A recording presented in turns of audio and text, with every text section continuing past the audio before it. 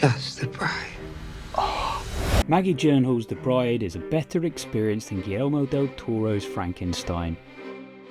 Sue me. Now, before you rush to the comments to tell me I've lost my mind, let me explain. I'm not talking about which is the objectively superior piece of cinema, just about the experience and the bizarre irony of how these two films were released.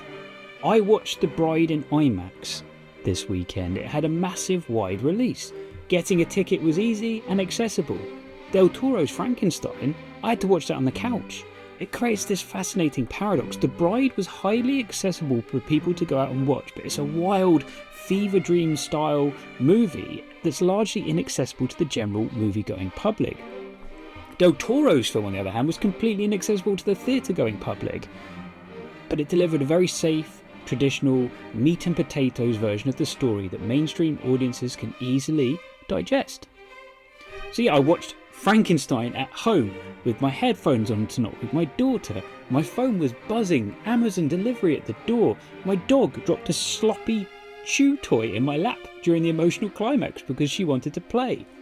Look, Del Toro plays it faithfully to the source material, creating this beautifully crafted but comfortable passive watch. His monster, newly born, a blank slate just learning to live, breathe and navigate a cruel world.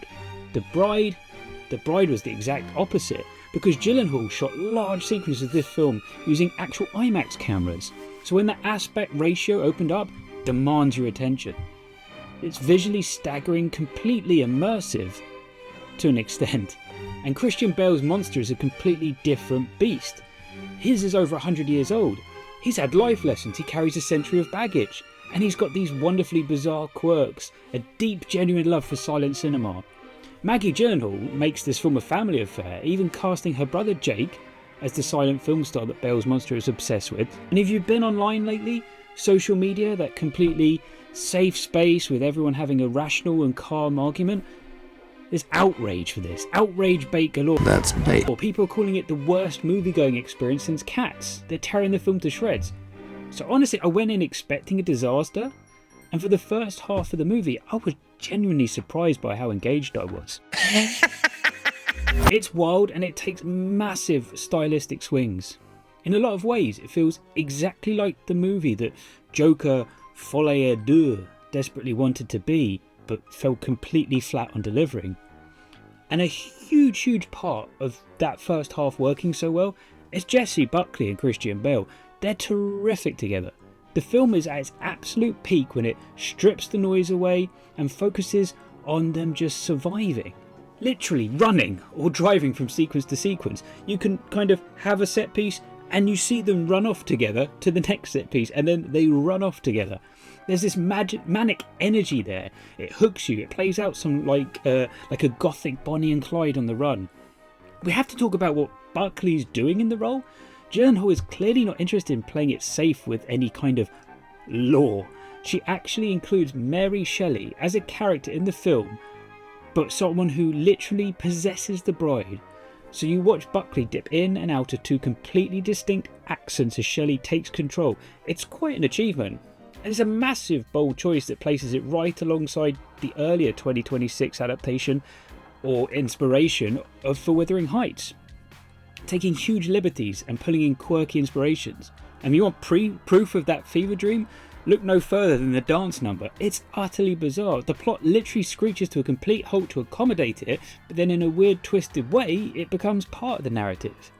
And look, you can't talk about a Frankenstein movie without talking about the monster falling apart, and unfortunately that's what happens here. As we hit the final third, I found myself drifting off. The scope gets too big.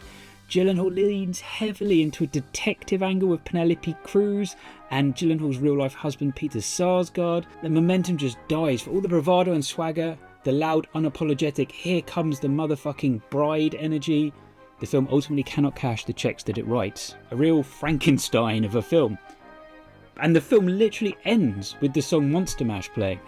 A dark slice of irony or a tonally poor choice? I think it depends on your mileage. Look, despite the frustrating final third, the vitriol online feels completely disproportionate. Why is the backlash so incredibly harsh? I can't help but wonder if it comes down to the core themes. A story centred heavily on female empowerment, featuring a strong female lead directed by a female filmmaker, It's loud, it's messy, and it doesn't care if it makes you comfortable. But it feels like critics and commentators are weaponising outrage as engagement bait, completely ignoring the artistic merit that is clearly on the screen. So is The Bride a masterpiece? No, far from it. It's a mediocre film that writes checks it can't cash. But a mediocre film with real merit, and more importantly, a massive theatrical experience. We've got to applaud Warner Brothers for putting blockbuster money into something so aggressively anti-mainstream, especially after the hit they took with Joker 2. With all the endless mergers and reshuffles happening in Hollywood right now, to have the opportunity to experience a wild swing like this in the biggest of formats, widely accessible and without a bored doggo dropping a toy in your lap has to be applauded. But let's be honest, in 15, 10, nay, even 5 years from now, this kind of weird director-driven film is going to be completely lost to a sea of streaming content. And frankly, I would much rather buy my IMAX ticket and watch a director take a massive, visually staggered swing on the big screen, even if she misses the landing. I'd rather do that than sit on my couch do another perfectly safe meat and potatoes adaptation. Would you like to know more?